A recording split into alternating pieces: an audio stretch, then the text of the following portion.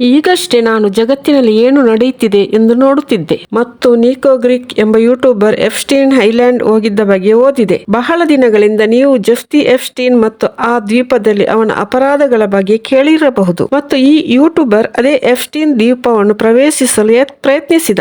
ಎಫ್ಸ್ಟೀನ್ ದ್ವೀಪದ ನಿಜವಾದ ಹೆಸರು ಲಿಟಲ್ ಸೇಂಟ್ ಜೇಮ್ಸ್ ಮತ್ತು 2023ರಲ್ಲಿ ಸ್ಟೀಫನ್ ಡೆ ಕೋಫ್ ಎಂಬ ವ್ಯಾಪಾರಿ ಇದನ್ನು ರಿಸಾರ್ಟ್ ನಿರ್ಮಿಸಲು ಖರೀದಿಸಿದರು. ಈಗ ಎಫ್ಸ್ಟೀನ್ ದ್ವೀಪಕ್ಕೆ ಬಹಳ ಕಡಿಮೆ ಜನ ಹೋಗಿದ್ದಾರೆ, ಆದರೆ ನಿಕೋ ಗ್ರೆಕ್ ಅಲ್ಲಿಗೆ ಹೋಗಿ ಯೂಟ್ಯೂಬ್ ವಿಡಿಯೋ ಮಾಡಿದ್ದಾರೆ. ವಿಡಿಯೋದ ಆರಂಭದಲ್ಲಿ ನಿಕೋ ಜೆಫ್ರಿಯಲ್ಲಿ ದ್ವೀಪದ ಹತ್ತಿರ ಹೋಗಿ ಅಲ್ಲಿ ಕೋಸ್ಟಲ್ ಗಾರ್ಡ್ ಇರುವುದನ್ನು ನೋಡುತ್ತಾರೆ. ಅವರು ನಂತರ ಸಿಡ್ನಿಯಲ್ಲಿ ದ್ವೀಪದೊಳಗೆ ಹೋಗಲು ಪ್ರಯತ್ನಿಸುತ್ತಾರೆ, ಆದರೆ ದೂರದಿಂದ ಒಬ್ಬ ಹುಡುಗಿ ಮತ್ತು ಅವಳನ್ನು ರೆಕಾರ್ಡ್ ಮಾಡುತ್ತಿರುವ ಇನ್ನೊಬ್ಬ ವ್ಯಕ್ತಿಯನ್ನು ನೋಡುತ್ತಾರೆ. ಅವರು ಹುಡುಗಿಯನ್ನು ಏನು ಮಾಡುತ್ತಿದ್ದೀರಿ ಎಂದು ಕೇಳಿದರು. ಅವರು ಮಾತನಾಡದೆ ನಿಕೋವನ್ನು ರೆಕಾರ್ಡ್ ಮಾಡುತ್ತಲೇ ಇರುತ್ತಾಳೆ. ಆಗ ನಿಕೋ ದ್ವೀಪದ ಇನ್ನೊಂದು ಬದಿಗೆ ಹೋಗಿ ಒಳಗೆ ಹೋಗಲು ಪ್ರಯತ್ನಿಸುತ್ತಾನೆ, ಆದರೆ ಕೋಸ್ಟ್ ಗಾರ್ಡ್ ಬಂದು ಅವರು ವಿಫಲರಾಗುತ್ತಾರೆ. ನಿಕೋ ಹಿಂತಿರುಗಿ ಈ ವಿಡಿಯೋವನ್ನು ಯೂಟ್ಯೂಬ್ ನಲ್ಲಿ ಹಾಕಿದ ನಂತರ ಅವರ ಮನೆಯ ಸುತ್ತ ಕಪ್ಪು SUVಗಳು ದಿನವಿಡೀ ನಿಲ್ಲುತ್ತಿರುವುದರಿಂದ ಅವರು ಇನ್ಸ್ಟಾಗ್ರಾಮ್ ನಲ್ಲಿ ವಿಡಿಯೋಗಳನ್ನು ಹಾಕುತ್ತಿದ್ದಾರೆ. ಮುಂದೆ ಏನಾಗುತ್ತದೆ ಎಂದು ನಮಗೆ ತಿಳಿದಿಲ್ಲ, ಆದರೆ ಎಫ್ಸ್ಟೀನ್ ದ್ವೀಪವು ಬಹಳ ನಿಗೂಢ ಸ್ಥಳವೆಂದು ಸ್ಪಷ್ಟ.